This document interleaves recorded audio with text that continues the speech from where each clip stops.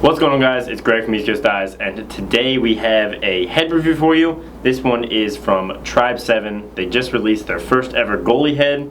This is the Tribe 7 Fort 7. So they did a really good job with it. This was in conjunction with the launch of a lot of the new products that they've developed and done a really good job with. So the Fort 7 is unstrung right now on their website for $60, which places it well under the other goalie heads on the market. You can pick up a Shield or a Nemesis 2 or an Eraser 2 for more near the $100 range.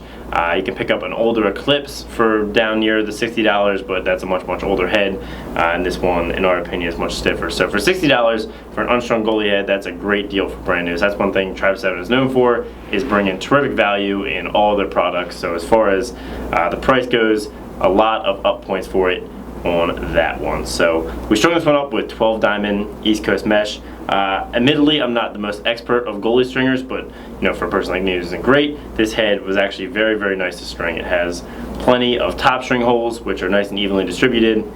Plenty of sidewall holes going all the way down as many as you would want, and actually an abundance of bottom string holes, which I really liked because it allowed me to tie these sidewalls off more near the throat and still do my bottom string the same width that I like to. So that was one thing that I really liked.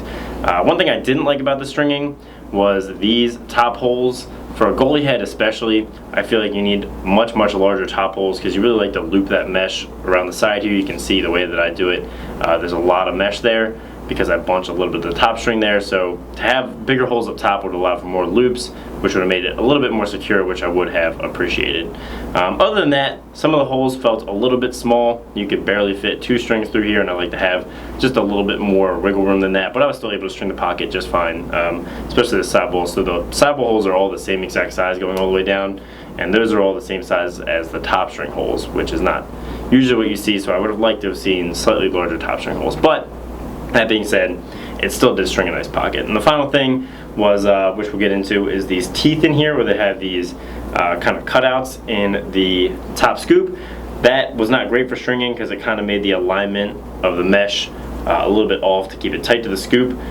It obviously has to zigzag a little bit, which I did not like for the string. But overall, the pocket turned out nice, and it's definitely something that throws nice clears and would control rebounds and string up a nice deep pocket would work for a lot of different preferences.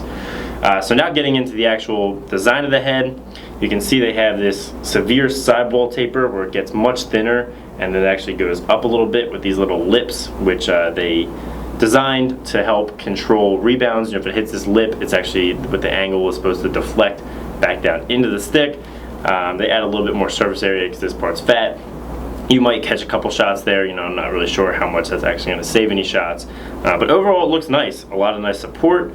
The stiffness is good. It's probably, at the corners, a little bit less stiff than a Shield, but more stiff than an Eclipse or the Eraser 2, which I definitely like. So it's definitely stiff enough so that the head's not going to bend over, fold over, and let any shots in. One thing that we really liked was down here, these little outsticking knobs on the throat.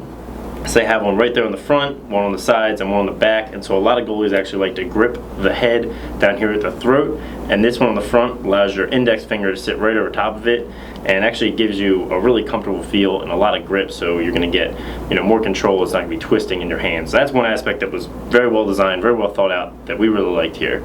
And with the teeth up here, these cutout grooves in the scoop, they say that those are for grabbing rebounds and scooping up ground balls, raking them in, where the ball would, kind of get trapped in that groove and snap back into the stick more easily. Not totally sold on that idea, but I'm sure it certainly wouldn't hurt. It might help a little bit. You might grab one every now and again that you wouldn't have before, just because it has that little groove there for the ball to fit in. But like I said, it also has the stringing problems with it, so kind of goes both ways on that one. So two of the most important things for goalie heads are obviously stiffness, which we discussed, we really like, and the weight. When you're talking about weight for a goalie head, it really affects your hand speed, how fast you can get the stick across and how quickly you can move it. This one is a full ounce or so, a little bit more than an ounce lighter than the Shield. This is at 11.1 ounces, 11.2 ounces, which is pretty light. It's heavier than the Eraser, which the Eraser has all that Core-Tec where they bored out all the inside, which is the reason the Eraser is less stiff than this head. So similar stiffness to the Shield, but a lighter head, making it a very lightweight goalie head. So overall, for $60 with its stringability, it's a great value. Would definitely be a head that we recommend for a lot of beginner goalies and something I think could work for a lot of people out there that are looking for more of a value-priced goalie head. So great job on the entry head by Tribe 7. We're looking forward to seeing what else they come out with. So thanks for watching. Make sure to let us know what you think down in the comments. Like if you liked it, subscribe if you haven't, and have a great day.